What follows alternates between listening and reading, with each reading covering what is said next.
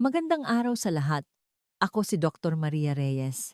Ngayong araw ay susuriin natin ang paksang mga senyales ng paghina ng kidney at solusyon gamit ang lemon water at iba pang natural na paraan para sa mas mahimbing na tulog at kalusugan ng kidney.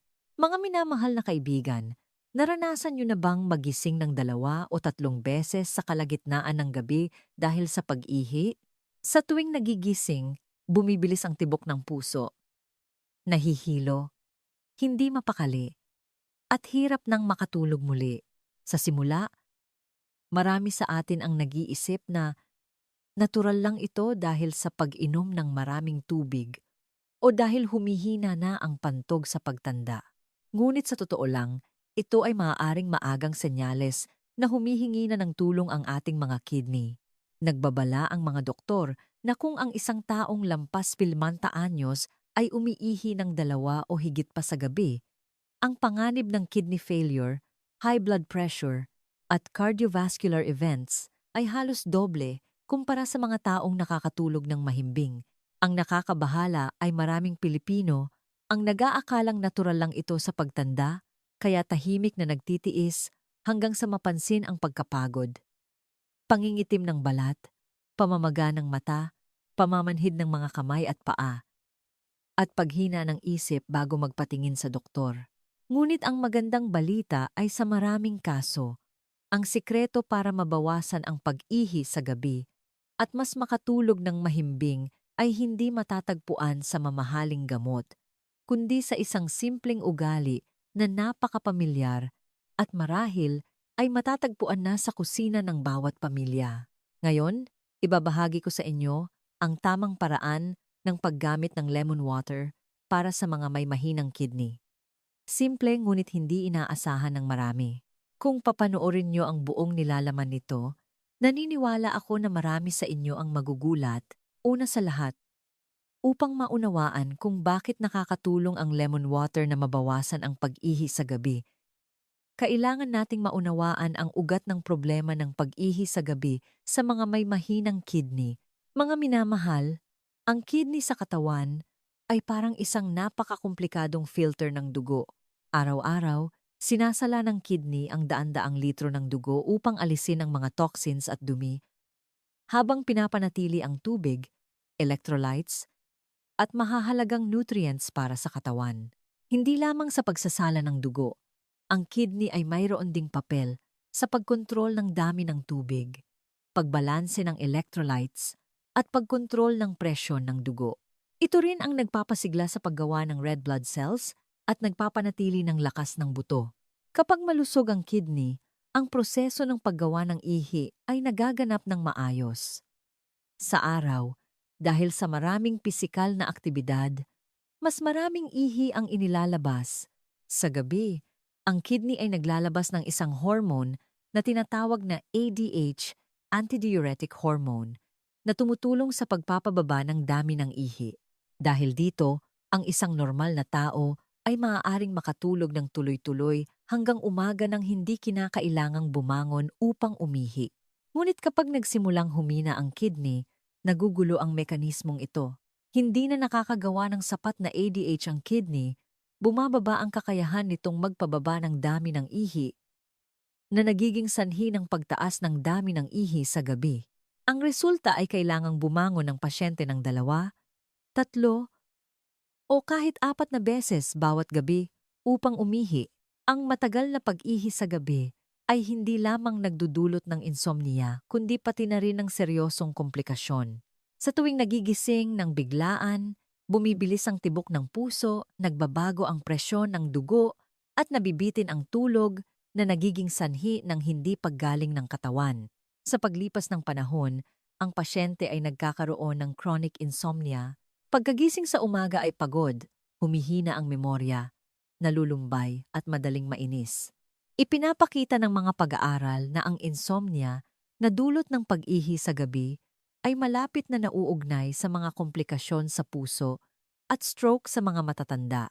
Bukod pa rito, ang madalas na pag-ihi sa gabi ay nagiging sanhi ng pagkawala ng tubig at electrolytes sa katawan na humahantong sa pagkauhaw, pulikat, pagbaba ng presyon ng dugo sa umaga, tuyong balat, at mabilis na pagtanda.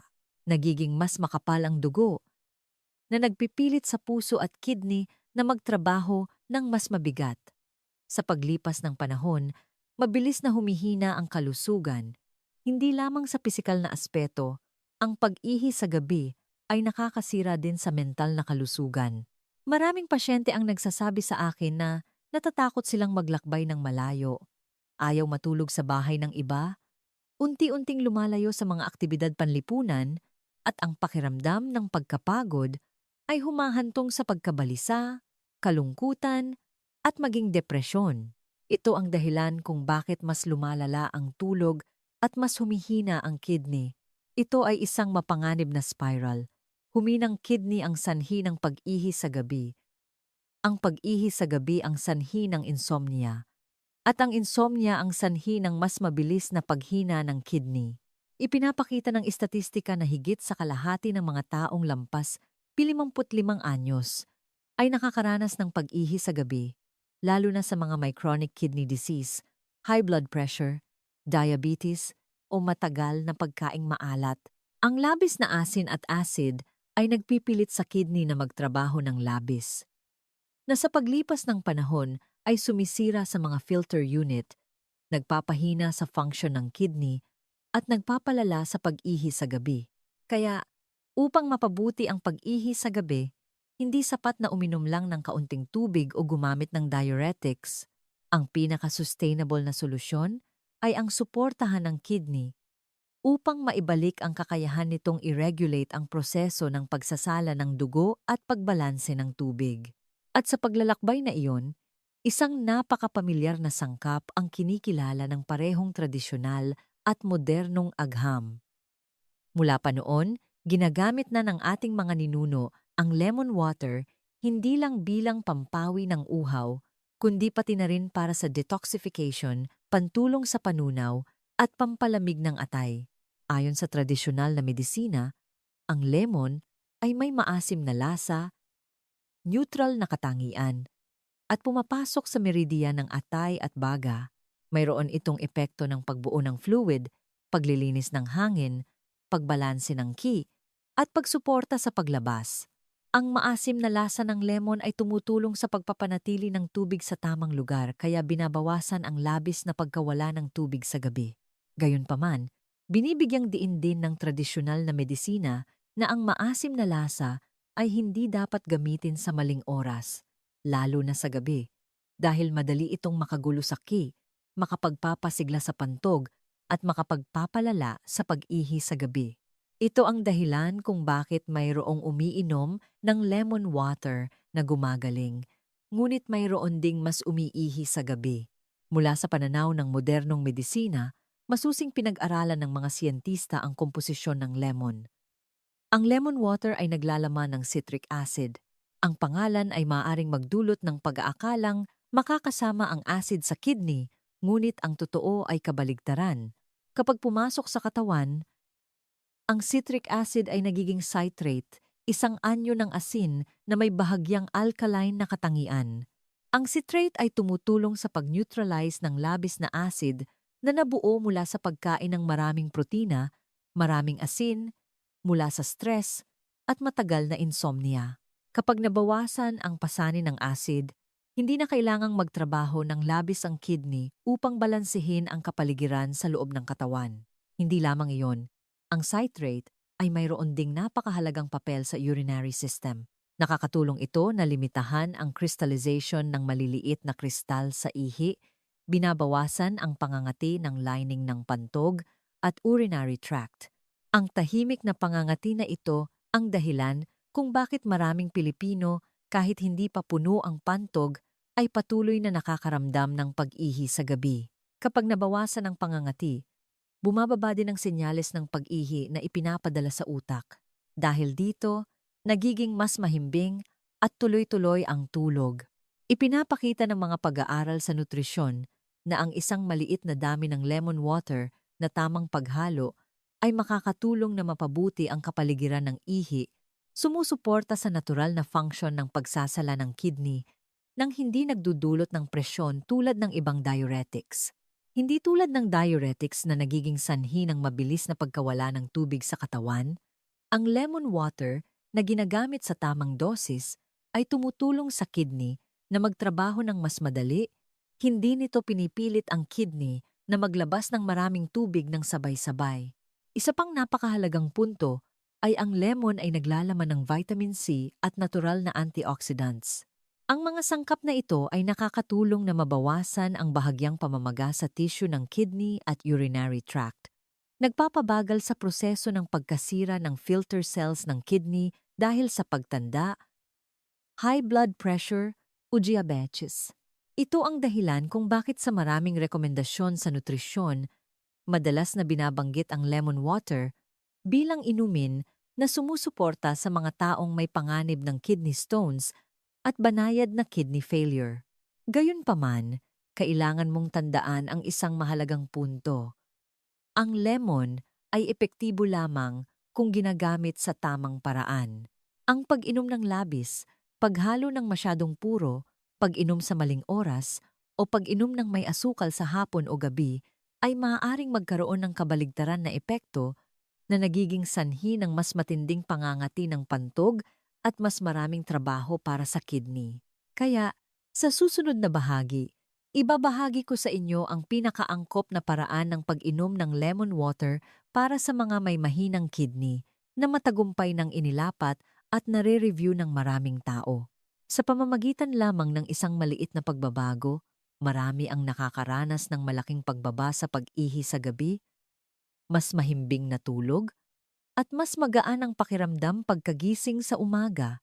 Mga minamahal, dito, marami sa inyo ang nagtataka kung ang lemon water ay talagang makakatulong sa kidney at makabawas sa pag-ihi sa gabi. Bakit mayroong gumagaling at mayroong mas lumalala? Ang sagot ay wala sa lemon, kundi sa tatlong pangunahing salik. Kailan iinumin, gaano karami, at paano iinumin, at kung may mali sa isa sa tatlong salik na ito, ang lemon water, mula sa pagiging kapaki-pakinabang, ay agad na magiging pasanin sa kidney. Una sa lahat, ang oras ng pag-inom para sa mga may mahinang kidney, ang pinakaangkop na oras para uminom ng lemon water ay sa hapon, sa pagitan ng 3 p.m. at 5 p.m. Hindi ito isang random na oras, kundi ang panahon kung kailan ang katawan ay nagsisimulang lumipat mula sa pang-araw-araw na aktibidad patungo sa pahinga sa gabi. Sa oras na ito, natapos na ng atay at kidney ang karamihan sa mabibigat na trabaho sa araw at nagsisimula ng mag-adjust at maghanda para sa proseso ng pagsasala sa gabi. Ang pag-inom ng lemon water sa loob ng oras na ito ay nakakatulong sa katawan na mabawasan ang labis na acid bago ang gabi. Sumusuporta sa kidney na linisin ang kapaligiran ng dugo sa isang banayad na paraan. Higit sa lahat, ang pag-inom sa oras na ito ay hindi nakakapukaw sa pantog sa gabi. Ito ang pangunahing punto na maraming Pilipino ang nagkakamali noon kapag umiinom ng lemon water sa gabi o malapit sa oras ng pagtulog. Marami ang may ugali na uminom ng lemon water sa umaga nang may layuning mag-detox. Para sa mga bata at malusog, maaaring ayos lang ito. Ngunit para sa mga taong lampas 50 anyos na may mahinang kidney at hindi stable na presyo ng dugo, ang ugali na ito ay mapanganib. Kapag walang laman ang tiyan, mabilis na pumapasok ang acid mula sa lemon, nagpapagana sa sympathetic nervous system, na nagiging sanhi ng biglaang pagliit ng mga daluyan ng dugo. Maaring bumaba ng bahagya ang presyon ng dugo. Bumababa ang daloy ng dugo sa kidney ng pansamantala, na nagiging sanhi ng kakulangan ng oxygen sa kidney sa isang iglap. Sa paulit-ulit na paggawa nito tuwing umaga, hindi napapangalagaan ang kidney, kundi mas napapagod pa. Susunod ay ang dosis. Kailangan mo lang gumamit ng 1,042 ng sariwang lemon sa bawat pag-inom, hindi hihigit.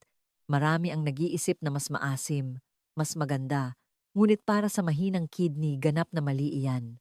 Ang labis na lemon ay nagpipilit sa katawan na gumamit ng karagdagang mekanismo ng neutralization na hindi sinasadyang nagpapahirap sa kidney. Ang 1 diampore ng lemon na hinaluan ng 300 hanggang 400 ml ng maligamgam na tubig ay sapat na dosis upang makabuo ng kapakipakinabang na citrate na tumutulong na mabawasan ang pasanin ng acid nang hindi nagdudulot ng matinding pangangati sa tiyan at pantog. Ang tubig ay dapat na maligamgam. Huwag gumamit ng malamig na tubig dahil ang malamig na tubig ay madaling magdulot ng vasoconstriction at makapagpasigla sa urinary reflex, lalo na sa mga matatanda. Tungkol sa paraan ng pag-inom, hindi mo dapat inumin ng sabay-sabay. Sa halip, uminom ng maliliit na sipsip ng dahan-dahan sa loob ng 5 hanggang 10 minuto. Habang umiinom, umupo ng tuwid, magpahinga ng balikat at huminga ng dahan-dahan. Ang paraan ng pag-inom na ito ay nakakatulong na huminahon ang nervous system, binabawasan ang contraction reflex ng pantog, kaya nakakatulong na mabawasan ang pag-ihi sa gabi sa kalaunan. Kung ikaw ay kabilang sa mga taong madalas na nilalamig ang tiyan, malamig ang mga kamay at paa, at madalas umiihi sa gabi kapag lumalamig ang panahon, maaari kang magdagdag ng 2 o 3 manipis na hiwa ng luya sa baso ng lemon water. Ang luya ay nakakatulong na pampainit ng tiyan at pali, nagbabalanse ng qi at dugo, at binabawasan ang lamig ng lemon, kaya mas nagiging angkop ang lemon water sa kondisyon ng mga matatanda. Isa pang napakahalagang punto na gusto kong bigyang diin. Huwag kailanman magdagdag ng asukal o pulot sa lemon water na iinumin sa hapon o gabi. Ang asukal ay nagpapataas ng insulin, nagpapanatili ng tubig sa katawan, at nagpipilit sa kidney na mag-filter ng mas marami sa gabi. Ito ang dahilan kung bakit maraming Pilipino ang umiinom ng lemon at pulot at nakakaranas ng mas matinding pag-ihi sa gabi kahit na sa simula ay masarap inumin. Ang paraan ng pag-inom na ito ay hindi para uminom ng marami, kundi para uminom ng regular, isang maliit na baso araw-araw, sa loob ng 2 hanggang 3 linggo. Maraming tao, pagkatapos ng halos 10 araw, ang nakakaranas ng unti-unting pagbaba sa bilang ng pag-ihi sa gabi. Pagkatapos ng 3 linggo, nagiging mas mahimbing ang tulog. Pagkagising sa umaga, ay mas magaan ang pakiramdam at mas malinaw ang isip. Hindi dahil gumaling ang kidney, kundi dahil nagpapahinga ang kidney sa tamang paraan.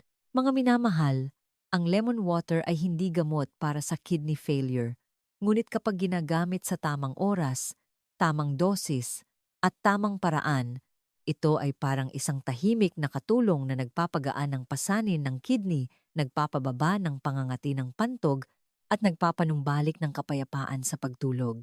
Sa susunod na bahagi, pag-uusapan ko ng detalyado ang mga karaniwang pagkakamali sa pag-inom ng lemon water na nagiging sanhi ng mas matinding pag-ihi sa gabi sa maraming tao, kahit na sa tingin nila ay tama ang ginagawa nila.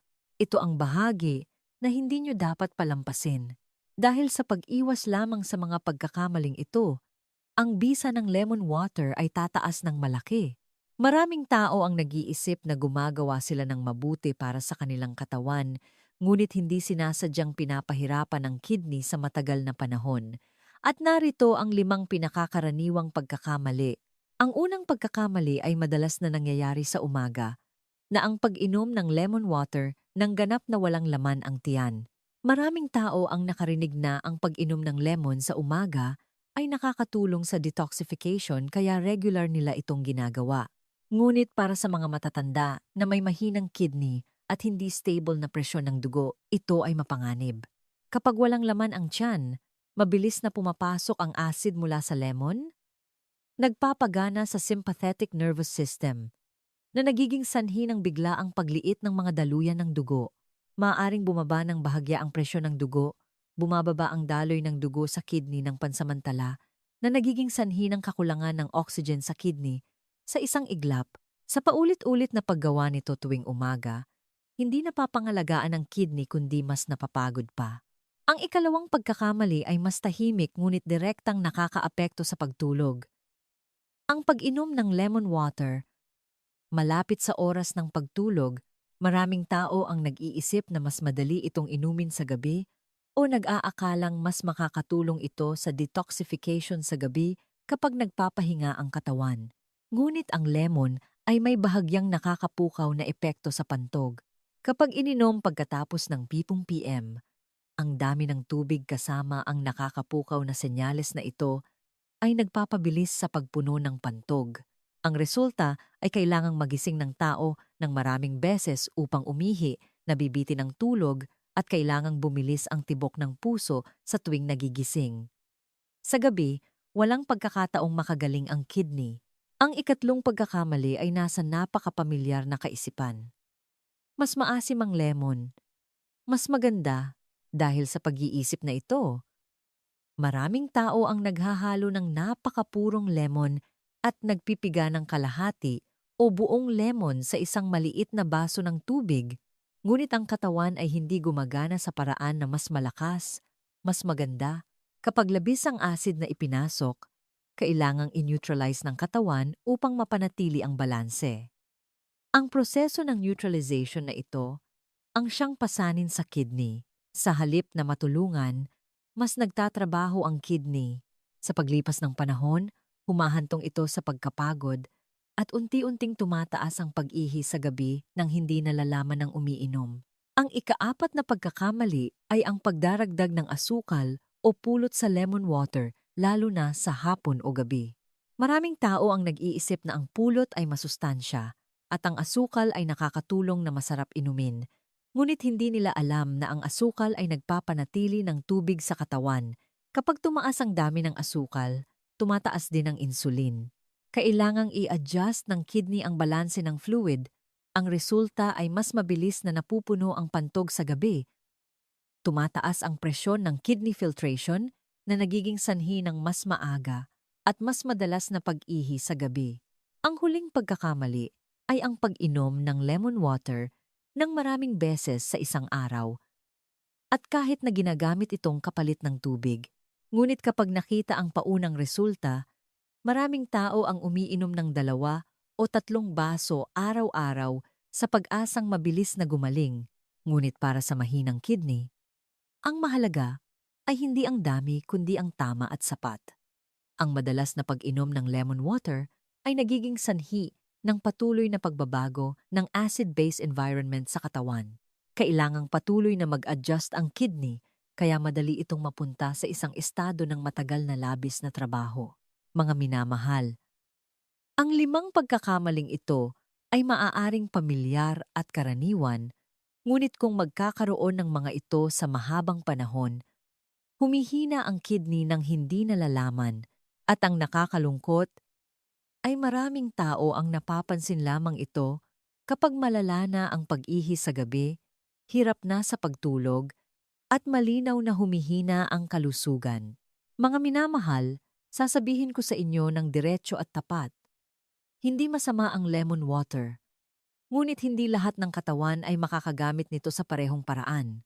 At ang pinakapanganib ay hindi ang pag-inom ng lemon water, kundi ang pag-inom nito kapag hindi na ito angkop para sa iyong katawan. Mayroong mga kaso kung saan, kahit gaano pa katama ang paraan ng pag-inom, hindi ligtas na pagpipilian ang lemon water. Kung pipiliting gamitin, hindi pa nakikita ang benepisyo, maaaring dumating na ang pinsala ng napakabilis. Una sa lahat, ang mga taong may malubhang gastritis o madalas na gastroesophageal reflux. Sa grupong ito, malalim nang nasira ang lining ng tiyan at napakasensitibo sa acid. Kahit na diluted ang lemon water, natural itong acidic. Kapag ininom, madaling pukawin ng acid ang ulcer na nagpapataas ng pakiramdam ng pagkasunog, heartburn, at pananakit sa itaas na bahagi ng tiyan. Ang hindi komportable na tiyan ay humahantong sa hindi magandang pagkain at hindi magandang pagsipsip. At kapag hindi maganda ang pagsipsip ng katawan, mas humihina ang kidney. Susunod ay ang mga taong may malubhang reflux o madalas na heartburn sa gabi, pananakit ng dibdib, at pamamaos sa umaga.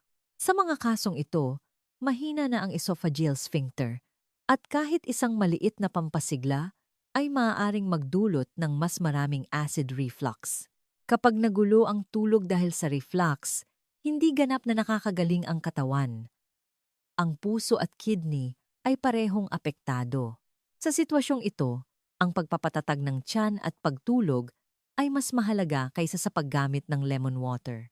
Isa pang grupo na kailangan mong bigyang pansin ay ang mga pasyente sa huling yugto ng kidney failure na may napakakaunting ihi o halos wala nang umiihi. Sa grupong ito, malubha nang humina ang function ng pagsasala at paglabas ng kidney. Ang pagdagdag ng tubig sa katawan, maging ito ay tubig o lemon water, ay kailangang kalkulahin ng masusing. Kung kusang iinumin ayon sa payo ng mga matatanda, madaling magdulot ng water retention, pamamaga, high blood pressure, at mas mabigat na pasanin sa puso. Sa kasong ito, ang anumang pagbabago sa dami ng tubig na iniinom ay kailangan ng reseta mula sa attending physician. Bukod pa rito, ang mga pasyenteng sumasailalim sa dialysis o naghahanda para sa dialysis ay hindi rin dapat kusang gumamit ng paraang ito kapag ang katawan ay nasa isang espesyal na yugto na. Ang anumang interbensyon, gaano man kaliit, ay kailangang pag-isipan ng mabuti upang maiwasan ang electrolyte imbalance o hindi inaasahang komplikasyon. Mga minamahal, gusto kong bigyang diin ang isang napakahalagang bagay. Ang pagkain ay dapat lamang maging suporta, hindi kapalit ng medikal na paggamot. Para sa mga may banayad hanggang katamtamang kidney failure, ang lemon water na ginagamit sa tamang paraan ay maaaring maging isang mabuting katuwang, ngunit para sa mga katawan na humihina na o may malubhang underlying conditions, ang pag-iingat ang siyang nagpapanatili ng pangmatagalang kalusugan.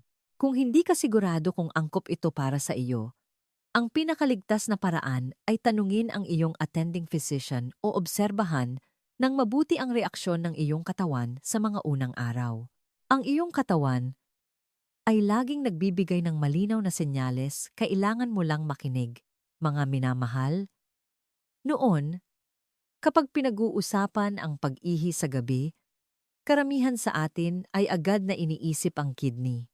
Huminang kidney ang sanhi ng madalas na pag-ihi, pagod na kidney ang sanhi ng hindi mapakali na gabi.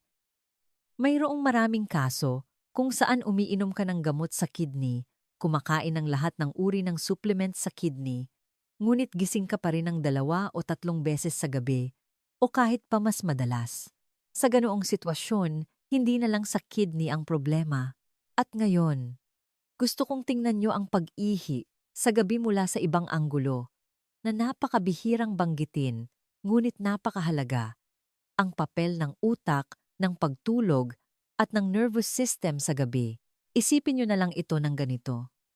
Sa gabi, kapag mahimbing ang iyong tulog, inuutusan ng iyong utak ang pantog na magpahinga. Sa oras na iyon, kahit may kaunting ihi sa pantog, kayang pigilan ito ng katawan at hindi ka gigisingin, ngunit kapag mababaw ang tulog mo, nag-iisip ka ng sobra o stressed ang iyong nervous system, nagpapadala ng maling senyales ang utak. Ginising ka nito dahil lang sa napakaliit na dami ng ihi. Kaya, pagkatapos mong umidlip, nakakaramdam ka ulit ng pag-ihi. Pagkatapos mong umihi at humiga, nakakaramdam ka ulit. Kaya, upang mabawasan ang pag-ihi sa gabi, bukod sa pag-aalaga sa kidney, kailangan mo ring pakalmahin ang iyong utak at gawing mas mahimbing ang iyong tulog at mayroong napakasimpleng at pamilyar na pagkain na makakatulong dito kung gagamitin sa tamang paraan. Ang lotus seeds ay matagal nang ginagamit ng ating mga ninuno bilang pampakalma, pampalusog sa puso at pampatulog. Ngunit ang pinakamahalaga sa lotus seeds para sa mga umiihi sa gabi ay hindi ang pagiging pampalamig kundi ang kakayahan nitong pakalmahin ang utak. Kapag kumakain ka ng lotus seeds na bahagyang inihalo, ginagamit sa hapon, nagsisimula ang katawan na pumasok sa isang estado ng banayad na pagpapahinga. Sa gabi, nagiging mas mahimbing ang tulog ng kaunti. At kahit kaunti lang ang pagiging mahimbing, malaki na ang ibinaba ng senyales ng pag-ihi sa gabi. Maraming pasyente ang nagsasabi na dati ay bumabangon sila ng 3 o 4 na beses sa gabi. Ngunit pagkatapos ng ilang panahon ng tamang paggamit ng lotus seeds, minsan ay 1 beses lang sa gabi at minsan ay tuloy-tuloy ang tulog hanggang umaga. Hindi dahil sa biglang gumaling ang kidney, kundi dahil hindi na palaging ginigising ang utak. Binibigyang diin ko ang isang maliit na punto. Ang lotus seeds ay dapat lutuin ng bahagya, walang asukal, at huwag kainin malapit sa oras ng pagtulog. Ginagamit natin ito upang ihanda ang daan para sa pagtulog, hindi para busugin ang tiyan. At ngayon, gusto kong banggitin ang isang napakakaraniwan na pagkain na may tahimik na epekto sa nervous system. Ang oatmeal. Maraming tao ang nag-iisip na ang oatmeal ay para lang sa mga bata o sa mga nagda-diet, ngunit sa totoo lang, ang oatmeal ay napakabuti para sa mga matatanda na umiihi sa gabi. Kapag stressed ang nervous system, mas madalas ding kumukontrata ang pantog na nagpaparamdam sa iyo ng pag-ihi kahit hindi marami ang ihi. Ang oatmeal ay nakakatulong na pakalmahin ang nervous system, binabawasan ang stress sa katawan, kaya bumababa din ang pag-ihi sa gabi. Hindi mo kailangang kumain ng marami. Isang maliit na mangkok lang ng oatmeal na bahagyang inihalo, ginagamit sa hapon, walang asukal, walang condensed milk, na regular na kinakain sa loob ng ilang araw. Napansin ng maraming tao na hindi na sila gaanong kinakabahan sa gabi at mas madali silang makatulog. Kapag madaling dumating ang tulog, natural ding bumababa ang pag-ihi sa gabi. Binibigyang diin ko na ang oatmeal ay hindi gamot, ngunit ito ang pundasyon na tumutulong sa katawan na pumasok sa isang estado ng kapayapaan na lubos na kailangan ng mga umiihi sa gabi. Ang ikatlong pagkain ay hinog na saging. Nakakatulong ang saging na patatagin ang nervous system at bawasan ang labis na sensitivity ng utak sa gabi. Ngunit ang saging ay kapaki-pakinabang lamang kung ginagamit sa tamang paraan. Dapat ka lang kumain ng kalahati o isang maliit na saging sa hapon. Kung kakainin mo malapit sa oras ng pagtulog o kakain ng sobra, ang tubig at asukal sa saging ay magpaparamdam sa iyo ng mas maraming pag-ihi. Ito ang puntong maraming tao ang nagkakamali at sinasabi na hindi bagay ang saging sa kanila. Kapag ginamit ng tama, nakakatulong ang saging na banayad na magpahinga ang katawan, binabawasan ang pulikat, binabawasan ang pagkabalisa bago matulog. Sa gabing iyon, hindi na gaanong ginigising ng mali ang pantog at nagiging tuloy-tuloy ang tulog. Kung madalas kang umiihi sa gabi na may kasamang pananakit ng binti o pagkabalisa, maaari mong subukan ang saging sa paraang ito. At ngayon, ang isang pagkain na hindi gaanong napapansin ngunit napakabuti para sa mga matagal nang umiihi sa gabi ay ang maliliit na isda na mayaman sa good fats tulad ng sardinas at mackerel. Ang mga isdang ito ay hindi nakakapagpabigat sa kidney kung kinakain sa tamang dami at nakakatulong din na mabawasan ang stress sa utak at tahimik na mabawasan ang pamamaga. Kapag mas maayos ang nervous system, mas maayos din ang senyales sa gabi. Bukod pa rito, madaling matunaw ang maliliit na isda. Hindi ito nagdudulot ng bloating sa gabi, kaya hindi ito nakakapukaw ng pag-ihi sa gabi. Kailangan mo lang kumain ng pinasingaw o inihaw na maliliit na isda na bahagyang inasnan, ginagamit sa araw o sa hapon. Huwag kumain ng maalat. Huwag kumain ng huli sa gabi. Pagkatapos ng ilang panahon, napansin ng maraming tao na mas mahimbing ang kanilang tulog, mas kaunti ang paggising sa kalagitnaan ng gabi. At iyon ang oras na nagsisimulang magpahinga ng tama ang kidney. Bukod pa rito, ang isang baso ng light chamomile tea o passion flower tea na inumin ng maaga sa gabi ay nakakatulong din na pakalmahin ang utak. Kapag huminahon ang utak, talagang pumapasok ang katawan sa mahimbing na tulog. At kapag mahimbing ang tulog, may oras para makagaling ang kidney. Nakikita mo, mayroong mga kaso ng pag-ihi sa gabi na kung titingnan lang ang kidney ay hindi sapat, kailangan ding tingnan ang utak, ang pagtulog, at ang nervous system. Kapag kalmado ang utak, magaan ang kidney. Kapag mahimbing ang tulog, bumababa ang pag-ihi sa gabi. Hindi ito resulta ng isang gabi, ngunit ito ang tamang, sustainable, at ligtas na paraan para sa mga matatanda. Kaya, kapag inaalagaan mo ang iyong kidney, huwag kalimutang alagaan din ang iyong utak. Kumain ng mga pagkain na nakakapagpakalma sa nervous system, bawasan ang pag-aalala, at mas makatulog ng mahimbing bawat gabi. Sa ganoong paraan, hindi lang mababawasan ang pag-ihi sa gabi, kundi unti-unting sisikat din ang pangkalahatang kalusugan. Mga minamahal, kung ang pag-ihi sa gabi ang sanhi ng iyong pagkapagod dahil sa insomnia, ang maaliwalas na ihi naman ay isa pang senyales na mas mapanganib dahil madalas itong dumadating ng napakaaga ngunit madali nating napapansin. Maraming pasyente ang nagsasabi na normal lang ang maaliwalas na ihi at pinapakalma ang sarili.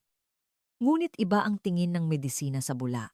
Mayroong malaking bula na lumulutang at mabilis na nawawala dahil sa malakas na daloy ng ihi o dahil sa kakulangan ng tubig sa katawan.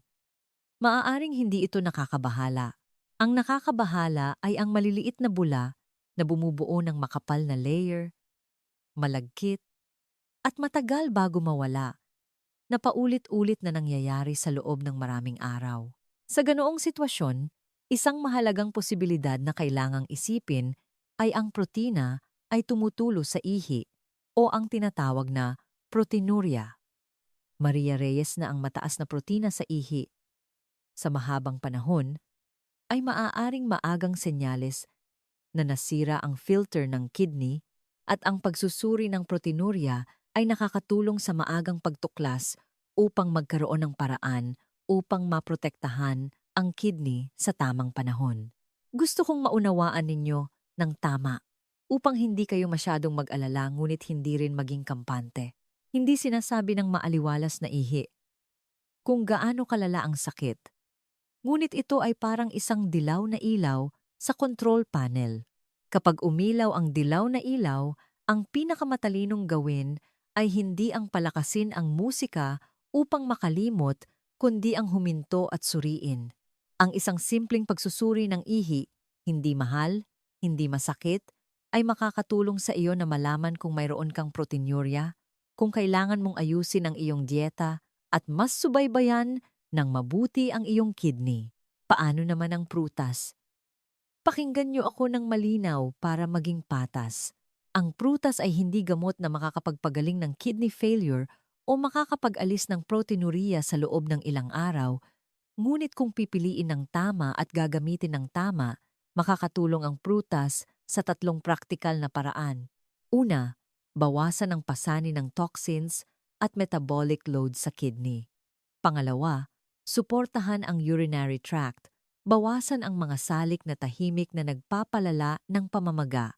Pangatlo, pagbutihin ang pagtulog at mga daluyan ng dugo na nagbibigay ng oras sa kidney upang makapag-repair sa gabi. Narito ang 4 na uri ng prutas na ayon sa pagkakasunod-sunod upang madali mong maisama sa iyong video. Bawat uri ay isang maliit na kabanata na may malinaw na mekanismo at mga puntong kailangan mong bigyang pansin para sa ligtas na paggamit. Ang unang prutas ay mansanas, lalo na ang pagkain ng buong balat pagkatapos hugasan ng maigi. Para sa mga may mahinang kidney, ang pinakamahalaga ay hindi ang paghahanap ng bagay na magpipilit sa kidney na magtrabaho ng mas mabigat, kundi ang paghahanap ng bagay na makakatulong na mabawasan ang pasani ng kidney. Ang mansanas ay may lakas sa paglilinis mula sa bituka dahil sa soluble fiber na pectin. Isipin ninyo ang bituka bilang unang gate at ang kidney bilang huling filter factory. Kung ang unang gate ay makakapigil sa bahagi ng mga hindi kinakailangan, mas kaunting trabaho ang filter factory.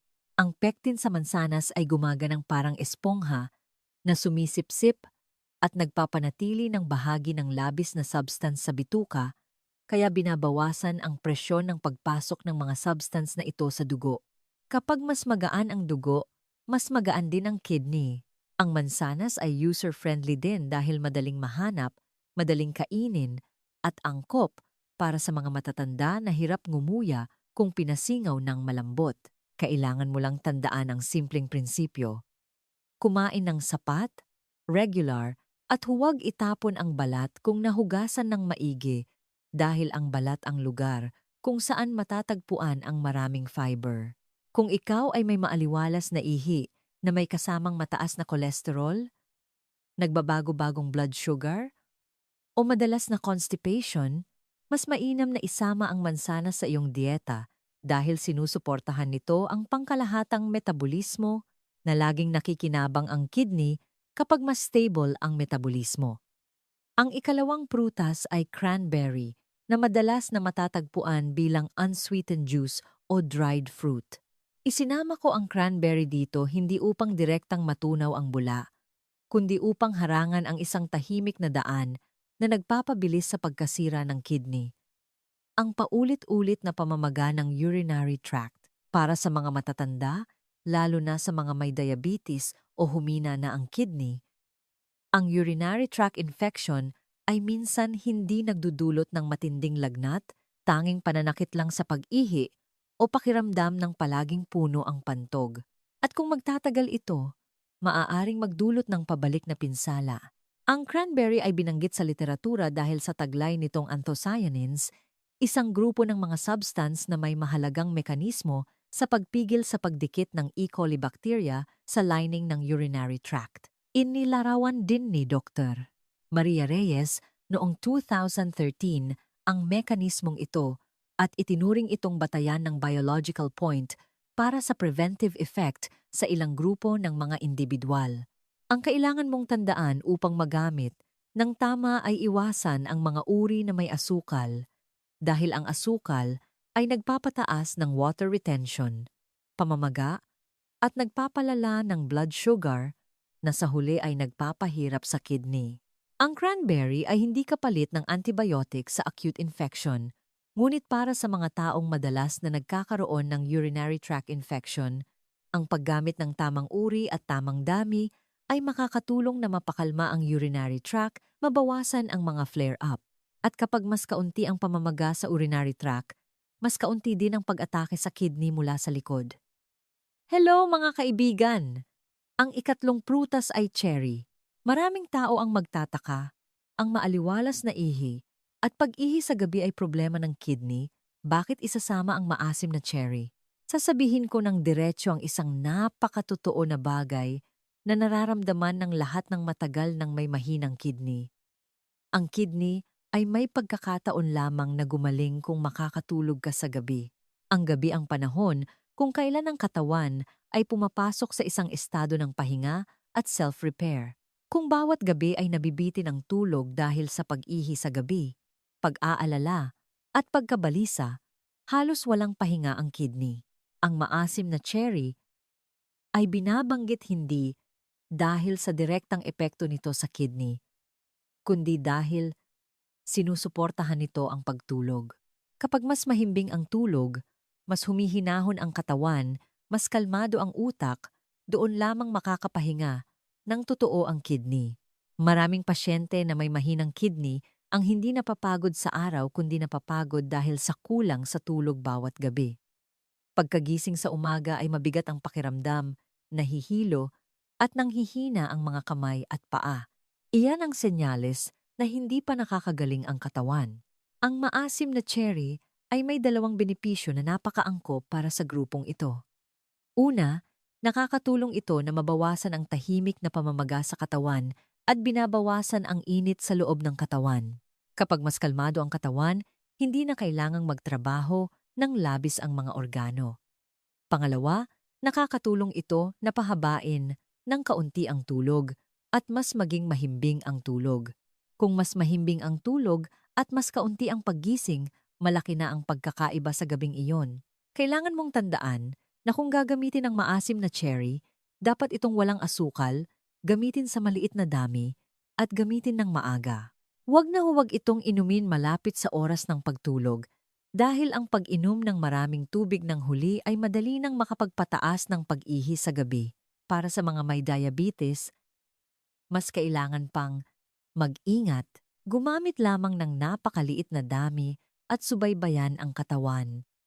Ang cherry dito ay sumusuporta sa pagtulog. Hindi ito nangangahulugang mas marami ang inumin, mas maganda. At ngayon, ang ikaapat na prutas ay mas pamilyar, ang pakwan.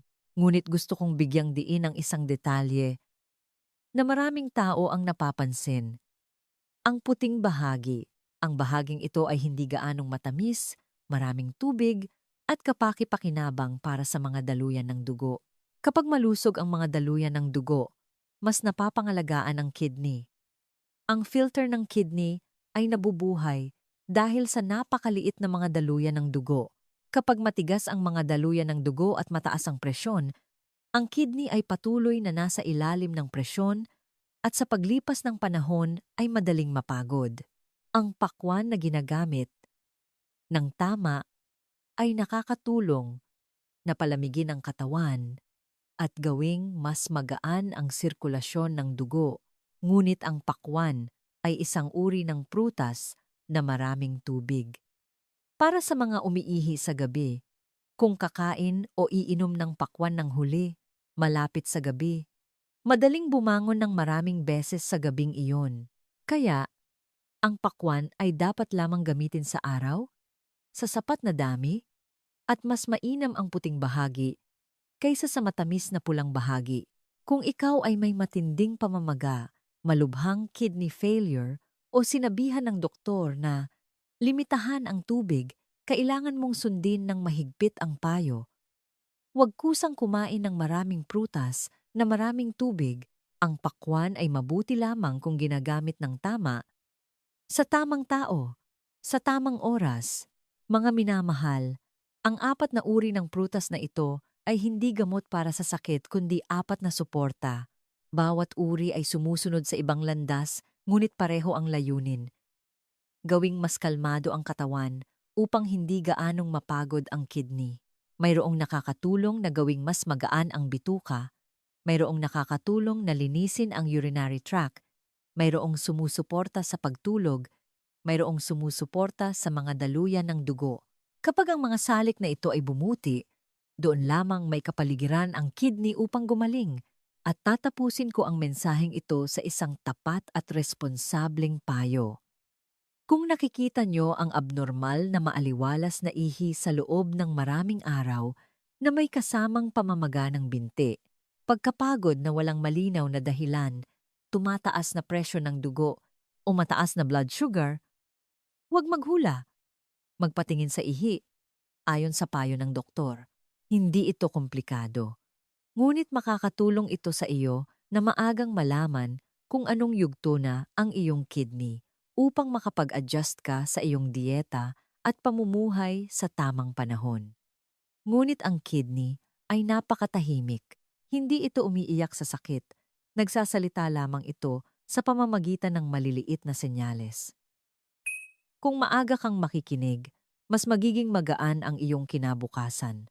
Kapag inaalagaan mo ng tama ang iyong kidney, aalagaan ka rin ng iyong kidney sa pamamagitan ng mas tahimik na gabi, mas magaan na pakiramdam, at mas payapa na buhay araw-araw. Mga minamahal, bago tapusin ang video ngayong araw, gusto kong ulitin ang isang napakahalagang bagay. Ang mahinang kidney ay hindi katapusan at ang pag-ihi sa gabi ay hindi nangangahulugang natural lang sa pagtanda. Sa maraming kaso, sa pamamagitan lamang ng tamang pagbabago, tamang oras ng pag-inom, tamang pagkain, at tamang ritmo ng pamumuhay, kusang gumagaling ang katawan. Ang lemon water, ang mga sumusuportang pagkain, o anumang paraan na ibinabahagi ko ay hindi magic sa loob ng isang gabi. Ngunit kung ikaw ay magiging matiyaga, gagamitin ng tama ang dosis, tama ang oras, iwasan ang mga pagkakamali, at higit sa lahat, matulog ng sapat at mahimbing, magkakaroon ng pagkakataon ang kidney na magpahinga at gumaling ng paunti-unti. Tandaan ninyo, kapag stressed ang isip, pagod din ang kidney. Kapag nag-aalala ang puso, hirap din ang gabi. Ang pag-aalaga sa kidney ay hindi lang pag-aalaga sa kidney, kundi pag-aalaga din sa ritmo ng iyong buhay. Mas malinis na pagkain, mas kaunting asin, mas kaunting pag-aalala, at mas maaga na pagtulog bawat araw. Kung nakita mong kapaki-pakinabang ang video na ito, mag-iwan ng komento, ibahagi ang iyong sitwasyon, o isulat lang. Magsisimula ako ngayon upang malaman ko na patuloy kang sumasama sa kalusugan lahat. At kung gusto mong gumawa ako ng karagdagang video tungkol sa pagkain o kung paano alagaan ang kidney, huwag kang mag-atubiling sabihin, Gagawin ko ng mas detalyado para sa iyo. Nawa ay magkaroon ka ng mas tahimik na gabi, mas magaan na pakiramdam, at mas payapa na puso araw-araw. Kapag kalmado ang katawan, nawawala ang sakit. Kapag payapa ang puso, nakakapahinga din ang kidney. Salamat sa pakikinig hanggang sa huli.